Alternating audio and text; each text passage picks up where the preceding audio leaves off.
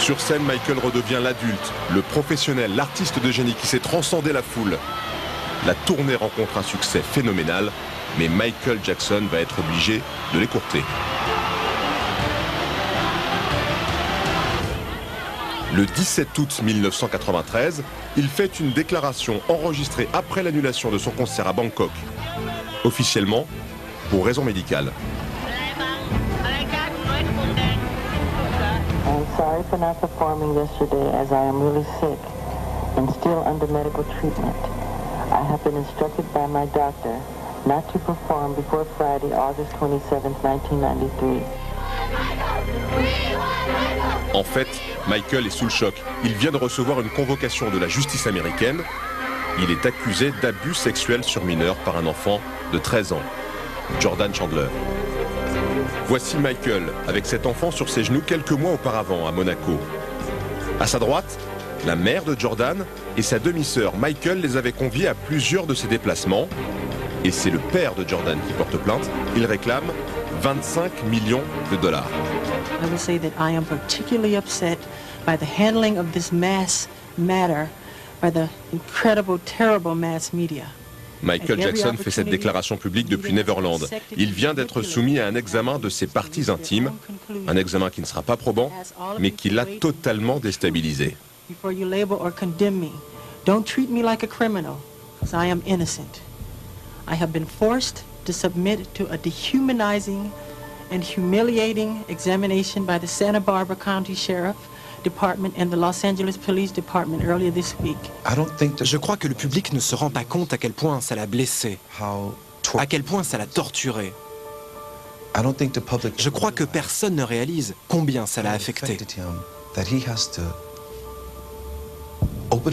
Ce qu'on lui reprochait en une des magazines, c'était la dernière chose au monde qu'il aurait pu faire.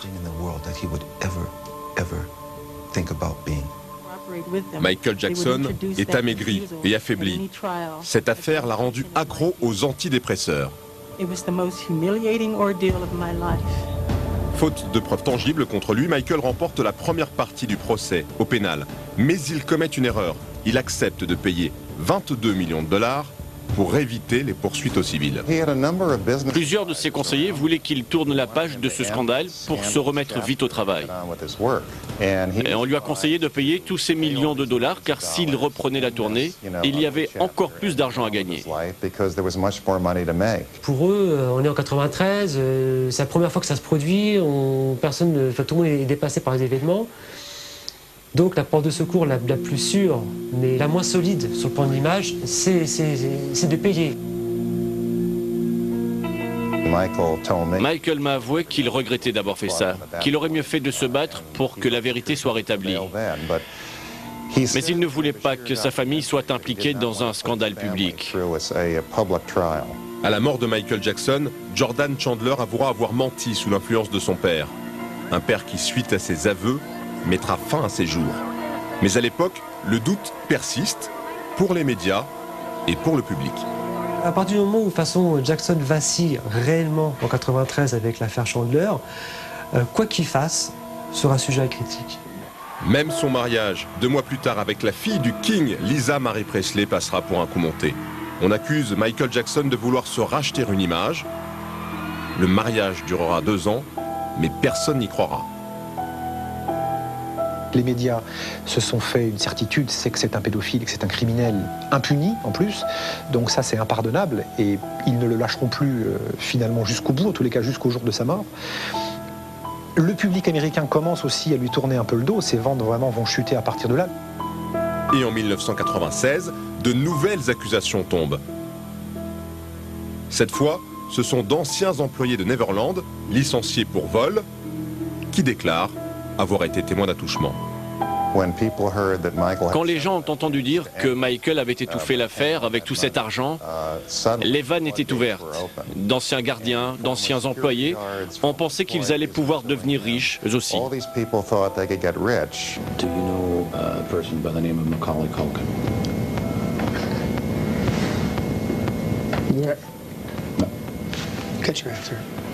Ce jour-là, Michael est entendu par les avocats de ses employés qui filment la scène pour médiatiser l'affaire. To your knowledge, were you ever accused of having sexually molested Macaulay? That's an instruction not to answer on that one. La star semble abasourdie par ce qu'elle entend. Grâce au démenti immédiat de Macaulay Culkin, ces accusations mensongères n'aboutiront à rien. Mais la réputation de Michael Jackson s'entache encore un peu plus. Ils inventaient des mensonges hallucinants que le public et les médias croyaient, car personne ne cherchait à vérifier ces infos. Et le coup de grâce arrive en 2003 avec une nouvelle affaire, l'affaire Arvizo. Gavin Arvizo, 14 ans, accuse Michael Jackson de l'avoir saoulé à l'alcool, puis de l'avoir abusé. Voici son témoignage devant le shérif de Santa Barbara.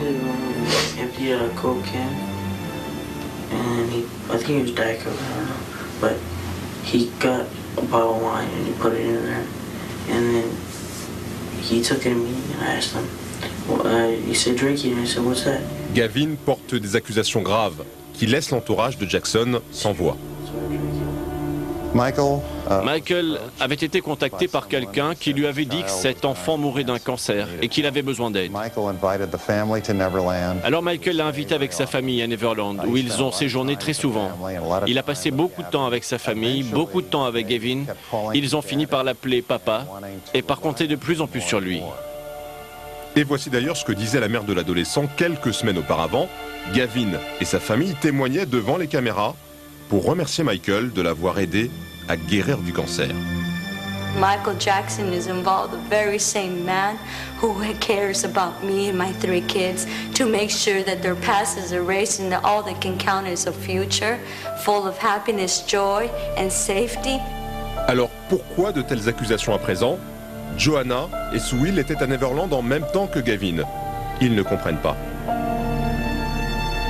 Gavin était tout le temps derrière Michael. En plus, c'était vraiment un ado, enfin je veux dire, des fois il parlait mal, des trucs comme ça. C'est vraiment pas un enfant qui se serait laissé faire du tout, mais vraiment pas du tout, quoi. Nous, on a joué avec et tout, mais il avait vraiment son caractère. Enfin, moi, au contraire, Michael, c'était plus lui qui faisait limite l'enfant à faire ses jeux, ses trucs, et Gavin qui le taquinait dans l'autre sens. On a partagé l'intimité avec Gavin et Michael. Bon, il ne s'est vraiment rien passé à part regarder des films allongés sur un lit. En fait, c'est la mère de Gavin qui a poussé son fils à témoigner contre la star. Car Michael avait fini par la chasser de Neverland. Elle demandait à Michael de lui acheter une maison, des trucs, et en fait, à un moment donné, il a dû arrêter de voir finalement la famille, à cause de la mère, en fait.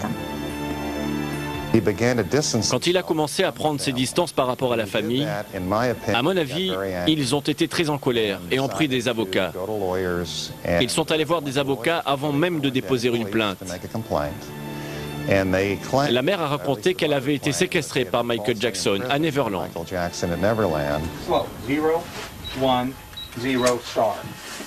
La plainte est sans fondement, mais elle est prise très au sérieux.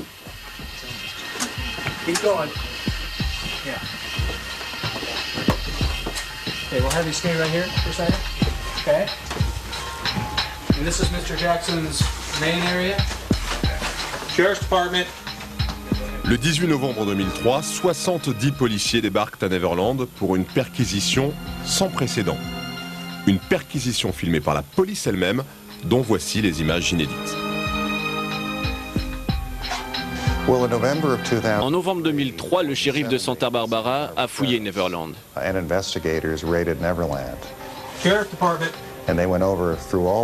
Ils ont fouillé chaque pièce, chaque placard. Ils ont mis beaucoup de désordre. Ils ont filmé tout l'intérieur. Et ça l'a beaucoup blessé, c'est certain. Les policiers découvrent des tonnes de jouets dans chaque pièce de la maison. Tout l'univers enfantin dans lequel Michael trouvait son bonheur est décortiqué. Mais ils ne trouvent rien de compromettant. Que Neverland, c'était vraiment son monde. On lui a cassé son monde. Ils ont tout détruit là-bas. Ils ont tout pris à coups de couteau, ils ont tout déchiré, tout cassé pour chercher des preuves qu'il n'y avait pas. Même la chambre de Michael Jackson est entièrement fouillée et filmée, au point que la star ne voudra plus jamais y dormir. Tout le ranch est passé au peigne fin, mais à part quelques magazines pour adultes, la police ne trouve rien.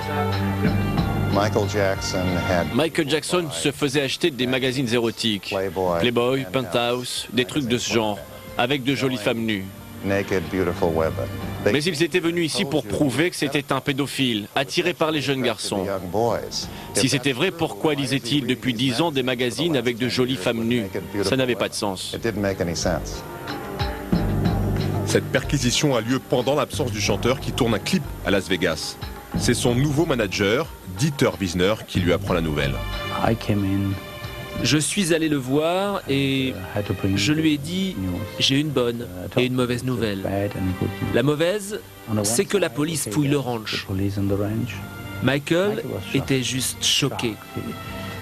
Il ne pouvait pas parler, il était vraiment choqué. Et je lui ai dit « La bonne, c'est que cette fois c'est l'occasion de régler tes comptes, de tout mettre à plat. » Et quelques heures plus tard, il m'a dit « Ok. Allons nous battre. » Michael prend son jet privé et se rend immédiatement aux autorités de Santa Barbara. Toute la presse est déjà là. La star est accueillie comme un criminel, menottes au poignet.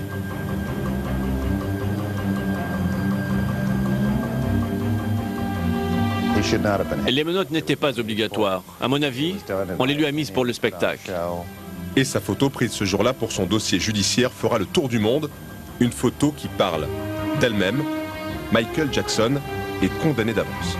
C'est le procès du siècle. Tous les médias sont venus pour le crucifier. La messe est dite. Pour eux, il est coupable, il va être condamné. La seule question, c'est dans quelle prison, comment est-ce qu'on va payer le maton pour avoir des photos. Ils sont tous persuadés que c'est ce qui va se passer. C'était très stressant.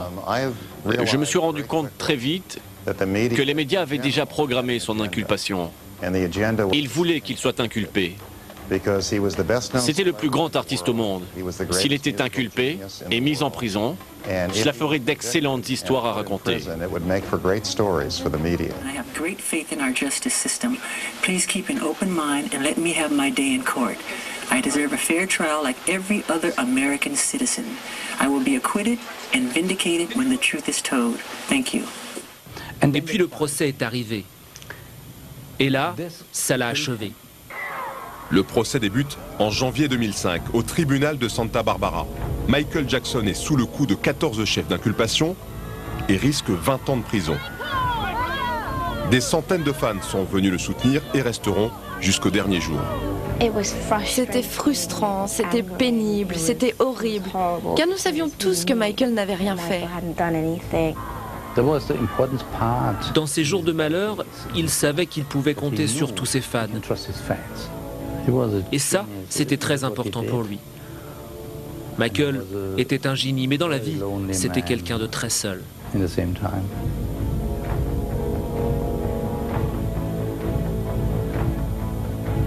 Il y a des célébrités dont nous comptions sur le soutien, mais qui ont refusé de venir, de peur que leur réputation soit ternie si elles témoignaient au tribunal.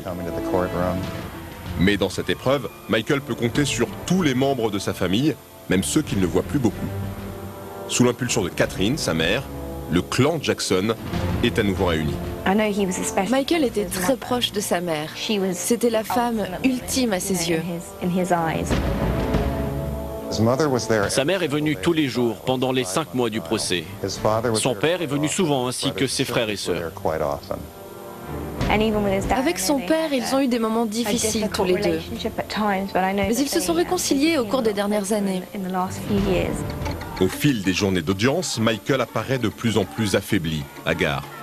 Il semble ne plus supporter toutes ces mises en cause et le fait que le monde entier puisse le considérer comme quelqu'un de dangereux. Être assis dans un tribunal 5 jours par semaine, pendant 5 mois, et écouter des gens dire que vous avez comploté, extorqué, abusé des enfants, que vous avez séquestré une famille, que vous êtes un pédophile, c'était horrible pour lui d'entendre ces mensonges. Mais l'avocat de la star, lui, ne baisse pas les bras. Il va démonter un à un les arguments de l'accusation et finit par prouver que l'histoire de Gavin n'était, une fois encore, qu'un coup monté. C'était un jeune garçon manipulé par ses parents. Il ne disait pas la vérité. Sa famille avait déjà fait de fausses accusations d'abus sexuels contre un grand magasin auparavant. Il a menti sous serment. Il s'est complètement discrédité auprès du jury. L'accusation, le procureur avait dit on va vous montrer des choses épouvantables, c'est un monstre, c'est un prédateur. Et on a très vite vu au procès non seulement que le cas sur lequel il était jugé ne tenait absolument pas la route et que toutes les preuves qu'on nous avait annoncées n'ont jamais été montrées au tribunal. Il n'y a, je dirais, que la suspicion et un certain délit de sale gueule parce qu'il a un rapport à l'enfance qui nous dérangeait, mais c'est vrai qu'on n'a jamais rien pu démontrer. Michael a dû accepter d'être traîné dans la boue pour prouver son innocence, mais il l'a fait. Il est venu au tribunal tous les jours. Il écoutait des gens qu'il pensait être des amis témoigner contre lui. Mais nous sommes revenus vainqueurs. La vérité a éclaté et il a été innocenté. Le 13 juin 2005, le verdict tombe. Michael Jackson est définitivement acquitté. Aucun des 14 chefs d'inculpation n'est retenu contre lui par les 12 membres du jury populaire. We all came in with our personal beliefs and some of those did differ. But we spent a lot of time really seriously studying the evidence and looking at the testimony and the jury instructions and obviously came to an agreement. Il n'aurait jamais dû être là. Et le fait que ces 12 personnes dans le jury aient vu tous ces mensonges et toutes ces âneries et aient rendu le bon verdict, c'était merveilleux. Dehors, les fans sont fous de joie, mais Michael Jackson, à sa sortie du tribunal, n'affiche aucun triomphalisme. Il a simplement dit merci, merci, merci, et il m'a pris dans ses bras. Lui et sa famille sont rentrés à Neverland immédiatement, sans donner aucune interview. Mon équipe et moi avons quitté le tribunal pour rejoindre toute la famille à Neverland. Michael a réglé ses comptes avec la justice, mais il n'est pas sorti d'affaire pour autant. Le doute subsiste dans l'opinion publique, malgré son acquittement. Alors au lendemain du verdict, il quitte Neverland, définitivement, et disparaît. Il était innocent. Mais les gens et la presse ne le croyaient pas. Alors, il a quitté les États-Unis. Quand il termine le procès, c'est un paria. Et s'il quitte l'Amérique, c'est aussi parce qu'il sent qu'il est banni. C'est-à-dire qu'on le fout dehors. À partir de ce jour, il n'a plus de domicile. Il n'y avait plus d'endroit où il pouvait vivre comme il voulait. Alors, il a été d'hôtel en hôtel, un peu partout dans le monde. Je pense que ce fut la période la plus difficile de sa vie.